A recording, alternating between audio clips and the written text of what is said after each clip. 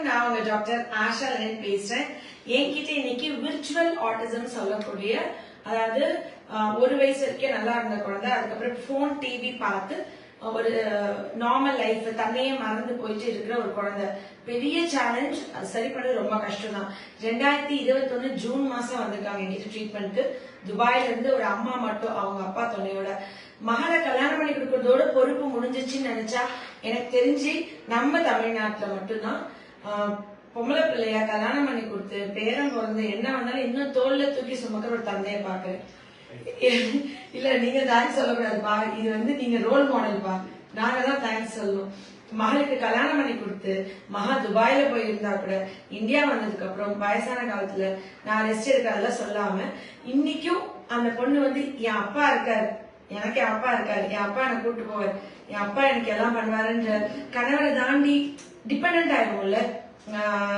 அது இல்லாம நம்மளுக்கு ஒரு குடும்பம்ன்றது எவ்வளவு பெரிய சப்போர்ட். அவங்க வயசானவங்க தான், சும்மா ஒரு நடக்க முடியாம ஒரு பெட்ல படுத்திருந்தா கூட நம்ம அமைச்சிருந்தா அது ஏதோ பெரிய பலம் மாதிரி. என்னமோ அவங்கதான் ஓடியாடி வீட்டு வேலை எல்லாம் பாக்குற மாதிரி விசேஷ டைம் எல்லாம் போய் அவங்க இன்ஸ்ட்ரக்ஷன்ஸ் கேட்போம். என்ன பண்ணாயா, இது எடுத்து வைக்கணுமா, நீ இன்னும் சூரியன் வந்துச்சு பொங்க வைக்கலையா, நீ இது எடுத்து சத்தி வைக்கலையான்ற மாதிரி. அந்த மாதிரி ஒரு குடும்பத்துல வாழ்ந்த நம்மளோட குழந்தைங்களோட நம்மளோட சின்ன அறியாமையில இது நடந்துச்சு. நான் அவனை 2021 பார்த்தேன், 21 ஜூன்ல, 22, 23, 24 ஜூன், கரெக்டா 3 வருஷம் முடிஞ்சிருக்கு. இன்னைக்கு ட்ரீட்மெண்ட் பினிஷ் பண்றேன். ரொம்ப சூப்பரா வந்திருக்கான். அவன் என்கிட்ட வந்தப்ப அவனுக்கு 40 நாள் குழந்தை இருக்கும்போது தலையில அடிபட்டிருக்கு. மொபைல் டிவி 7 மந்த்ஸ் அடிக்டடா இருந்தான். எக்கோலேலியா இருந்தது. ஃபர்ஸ்ட் பர்த்டேக்கு அப்புறம் ரெக்ரெஷன் பார்த்தோம்னு சொன்னாங்க. சவுண்டுக்கு பயப்படுவான், self talk, self laugh, self cry, sticky கொலக்கொலா ஃபுட் சாப்பிடறது இப்படி தொடச்சிடுறாங்க, அறிவிப்பு பண்றாங்க. ரிப்பீட்டட் டாக்ஸ் இருக்கு, ஐ கான்டாக்ட் இல்ல, எக்கோலேலியா, பாயிண்டிங் இல்ல, adamant anger, arranging things, private பார்ட்ஸ்ல கை வைக்கிறது, ஓவர் எக்ஸைட்மெண்ட், இதெல்லாம் இருக்குன்னு சொல்லியிருந்தாங்க. கிட்டத்தட்ட அந்த 3 இயர்ஸ்க்கு அப்புறம் இன்னைக்கு நான் பாக்குறேன். என் ரூம்குள்ள ஹாய் ஆஷா ஆண்டி எப்படி இருக்கீங்கன்னு கேட்டான்.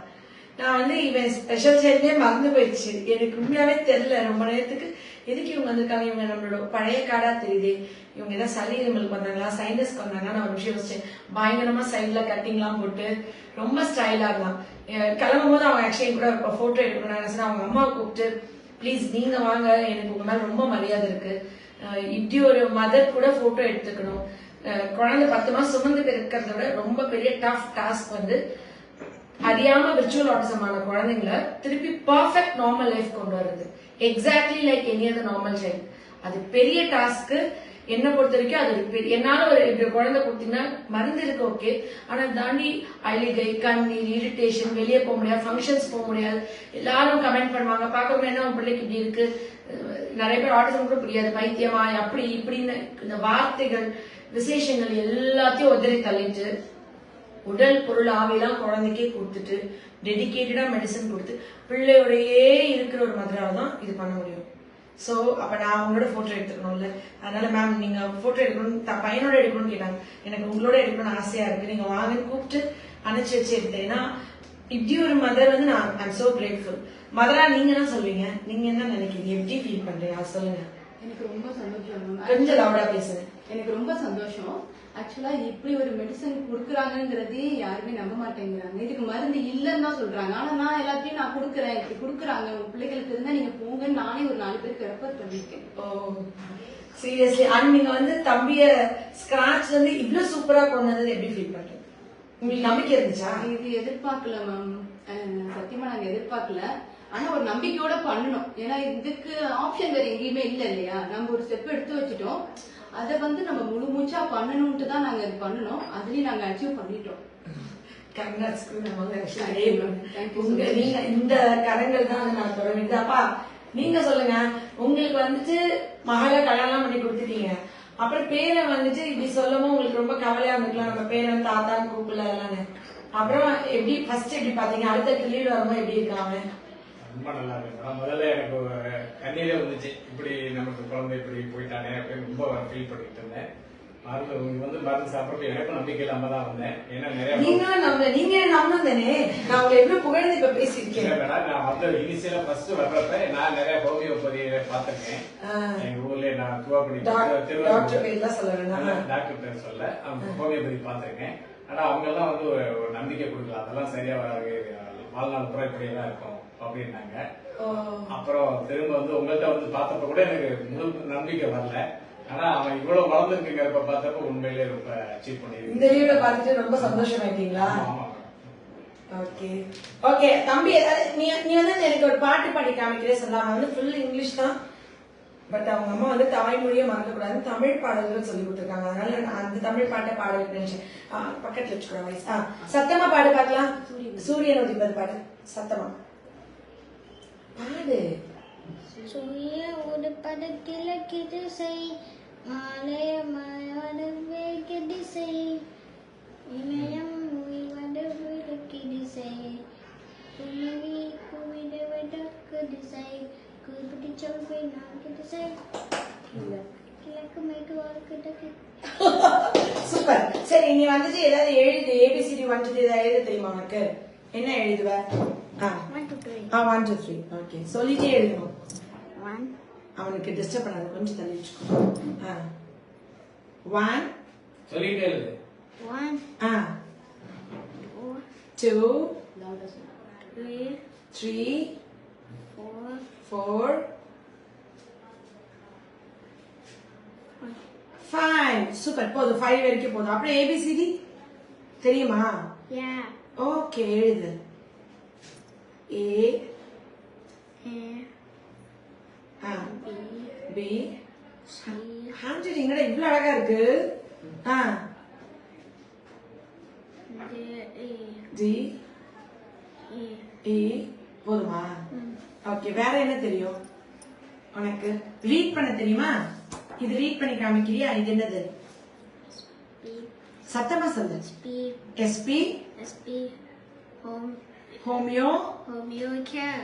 வாவ். ஓகே, இது Lenin. Okay, Manjata Muthuraj. Mataraj okay, இது Asha Asha. Lanat very good. நான் யாரு? ஆஷா. Okay, super. சரி, இங்க பாரு. உனக்கு என்ன பிடிக்குமா பிடிக்காதா? Pulukam கொஞ்சமா ரொம்பவா?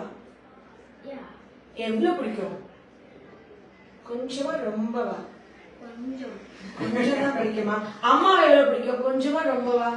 Ambava புரியுது. அப்ப உனக்கு எல்லாமே அப்ப உனக்கு தெரிஞ்சுதானே சொல்றேன். நான் உனக்கு எவ்வளவு நல்லதானே பண்ணிருக்கேன். சரி, ஓகே. அப்ப அம்மா வந்து ரொம்ப பிடிக்கும். தாத்தாவை Pulukam கொஞ்சமா ரொம்பவா? Konjam amma கொஞ்சம். அப்ப அவனுக்கு எல்லாம் தெரியுது. இந்த இதுலயே அம்மா தான் கூட அப்படின்னு. Okay, super, very good. சரி, நீங்க வந்துட்டு நிச்சயமா உலகம் போற்றும் பிள்ளையா. அந்த பேசும்போது துபாயில இருக்கிறதுனால அந்த இங்கிலீஷ் பேசலாம், நம்மள மாதிரி பேசல. அந்த தமிழே தங்கிலீஷா பேசலாம். அவ்வளவு ஸ்டைலிஷா இருக்கா, அவ்வளோ சென்சிபிளா இருக்கா. எனக்கு அதனால ரொம்ப ஹாப்பியா இருக்கு. இவன் கண்டிப்பா நல்ல குழந்தையா ஒரு நல்ல வேலைக்கு போய் உலகம் போற்றும் பிள்ளையா அவனோட ஃபேமிலி குடும்பம்னு அமைச்சு கொடுக்கறதுக்கு ஒரு அம்மா தன் குழந்தை பிறந்ததுக்கு அப்புறம் எப்படிப்பட்ட தப்பு நடந்தாலும் அதை திருத்தி எழுத, தலையெழுத்த மாற்றி எழுதக்கூடிய ஒரு தாய்க்கு எக்ஸாம்பிளா என் முன்னாடி உட்காந்துருக்காங்க. அப்படி ஒரு அம்மா வந்துட்டு நிஜமா எல்லாரும் பண்ணீங்கன்னா ரொம்ப ஹாப்பி. எல்லா மதர்ஸ்க்கு என்ன அட்வைஸ் சொல்வீங்க? ஒரு மதரா நீங்க அட்வைஸ் பண்றதுக்கு ஒரு தகுதி உள்ள ஒருத்தவங்க. ஆக்சுவலா எல்லாத்துக்குமே இன்னொரு பாதை இருக்கு, அதோட முடிஞ்சிருச்சுன்னு நினைக்காம அத தாண்டி என்ன நம்ம எப்படி முயற்சித்து மேல வரலாம்னு பாருங்க. நிச்சயமா குழந்தையோட லைஃப் டார்கெட் அவ்வளவுதான். இனி நம்ம பிள்ளை இப்படிதான் லைஃப் டைம் இருக்கணும் எல்லாருமே டிக்ளேர் பண்ணிருப்பாங்க. ஆல்மோஸ்ட் துபாயில இல்லாத ஹாஸ்பிட்டலா எல்லாமே நீங்க சுத்தி இருப்பீங்கல்ல. ஸ்கூல்லயுமே வந்து ஸ்கூல்லயும் நல்லா சப்போர்ட் பண்றாங்க பசங்களுக்கு. அது மாதிரி மெடிசன் இருக்குங்கிறது யாருமே பிலீவ் பண்ணல. அதனால ஒரு வழிதான் இருக்கு, இன்னொரு கதை மூடி இருக்குன்னு பார்க்காம வேற என்ன பண்ணலாம்னு யோசிங்கன்னு சொல்றேன். அதுவும் கரெக்ட் தான். இது ஆட்டிசம் அவ்வளவுதான், இப்படியேதான் இருக்கும், ஒண்ணுமே பண்ண முடியாது. ஜெனட்டிக் ஆட்டிசம் தான் ஒண்ணும் பண்ண முடியாது. விர்ச்சுவல் ஆட்டிசம்க்கு கியூர் இருக்கு, மருந்து இருக்கு. அதுக்கு எக்ஸாம்பிள் தான் இப்படி ஒரு மதர் அண்ட் ஒரு குழந்தை. கடவுளுக்கு நன்றி, இவங்க ஃபேமிலி இன்னும் எல்லா கஷ்டமும் இதோட போயிடணும். மன கஷ்டம் சங்கடங்கள்லாம் இனி லைஃப்ல சந்தோஷம் மட்டும் நிறைஞ்சிருக்கணும்னு இவங்களை பிளஸ் பண்ணி இவங்க எல்லா சாப்பிட்டையும் விடைபெறுகிறேன். நன்றி, வணக்கம்.